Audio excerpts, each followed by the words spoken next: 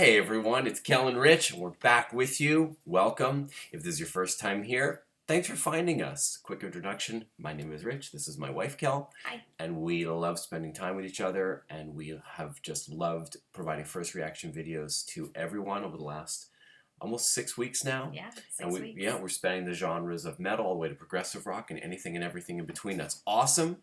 This started off as a Dream Theater first reaction. Just turn the camera on, send it to my roommate Chris that lives in New York, and we used to listen to Dream Theater together, and the new album came out, and I figured it would be kind of cool for us to give them a shout out and send them the link. And lo and behold, 320 videos later and almost 2 million viewing minutes or 2 million views, Yeah. 8 million viewing minutes later, and a community that's emerged. Here we are. So Kel's Never Heard Another Day. It's off of Images and Words. It changed my music appreciation back in University of Massachusetts in 1989.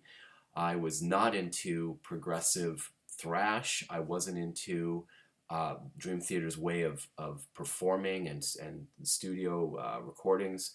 It just ripped my head off and put on a new one for me. So this brings us right back to where it all began for me. In terms of really expanding my horizons musically.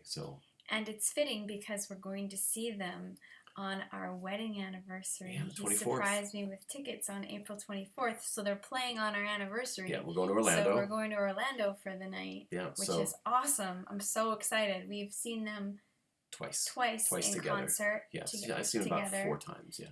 And we saw The Astonishing in Albany. Yeah. And then that was amazing. Yeah. And then we saw them again. Yes. And now this will be our 3rd time, but it's actually on our anniversary. So it's very exciting. Absolutely. So we gotta work our way up to them. That's right. So no lyrics on this one. We're just going to do the image right next to my head here. And if you want to look at the lyrics, cue up another window. That would be cool. And we have one more important thing. If you have any suggestions or expertise in the area of software, we need to fix the software issue because yeah, OBS, we're using the open source OBS for Mac with iShowU splitter inside so that you can hear what we're hearing, and it syncs with OBS. It's rather complicated, and we're looking for an easy solution. We'll even pay for it at this point. It doesn't matter. We just need to get it done. We wasted 4 hours tonight, and we wanted to bust out 3 times as many as we're going to do. This will be the last one of the evening, and we'll come back strong tomorrow. Hopefully we'll have a good tech day and a good answer. So here we go, Kel. I can't wait. Images and Words, back to 92. 1992. Yeah, that's when the album came out. I was 7. Yeah. So wait a second. So Chris. No, 92 or 82? No, 92. Oh, so 12. He must have given me this. Oh, he gave me the first album, and then it was later that he gave me this. I stand corrected. Hi, Chris. All right, here we go.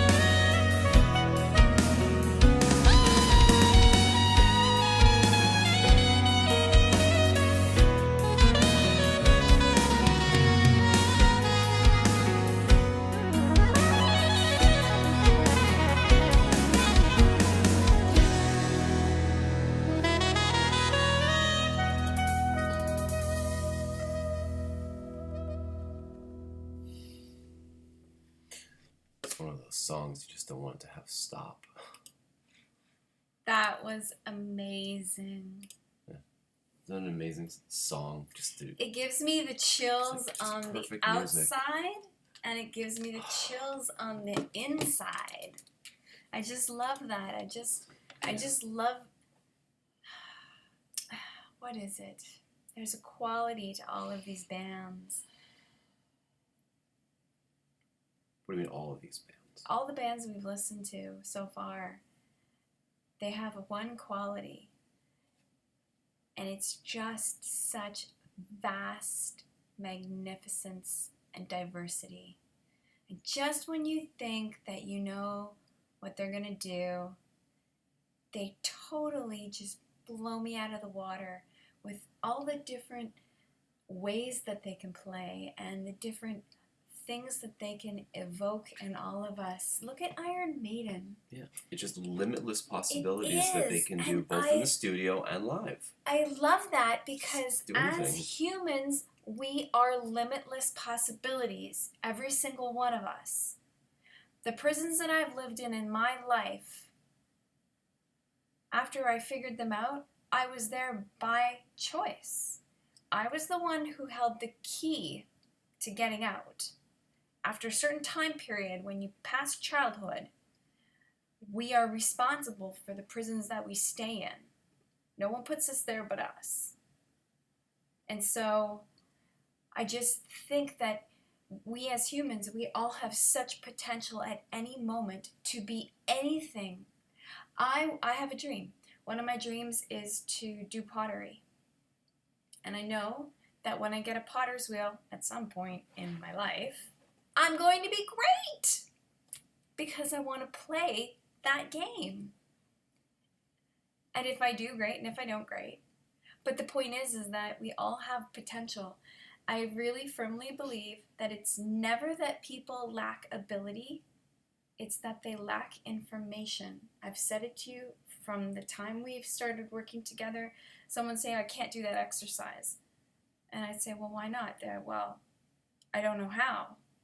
So that's not about ability, that's about information. They don't know how. It's not that they can't. And as soon as they were given the right set of steps, they succeeded. Or some shade of the exercise, Sure. some shade of the movement, some shade Sure. of the ability. That it doesn't always have to look and be a certain way, because some people, they're relegated by their reality, which is they can't do that. Fair enough. They will not walk the same if they've had a leg amputated. They will not be able to do that unless they have a prosthesis with ambulatory devices. That's the reality. But will they walk again? Yeah. Can they walk again? Yeah. Is it going to take a shitload of money to get a prosthesis? Yeah. But it's possible. So that's, I think that's what you're saying, is that we can't be limited by our thoughts or even our surroundings. And there's an amazing book which talks all about this, and it's probably the quintessential book on this, which is a book called Man's Search for Meaning by Viktor Frankl. Yes. And that's literally about the prison of concentration camps and how he was able to escape from that prison in his mind, and it caused him to survive where others couldn't. And then he spent his whole life talking about that, and was quite famous until the end. I believe he passed away. I can't remember. But that was one of the first books that just completely expanded my mind to thinking what's possible. And talk about this song Another Day.